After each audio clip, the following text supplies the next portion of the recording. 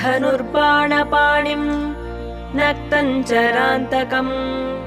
स्वलीलया जगत्रातुम् आविर्भूतमजम् विभुम् रामरक्षाम् पठेत् प्राज्ञः पापघ्नीम् सर्वकामदाम् शिरो मे राघवः पातु भालम् दशरथात्मजः कौसल्येयो दृशौ पातु विश्वामित्रप्रियश्रुती घ्राणम् पातु मखत्राता मुखम् सौमित्रिवत्सलः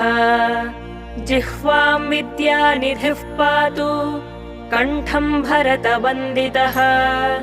स्कन्धौ दिव्यायुधः पातु भुजौ भग्नेशकार्मुकः करौ सीतापतिः पातु हृदयम् जामदग्नजित्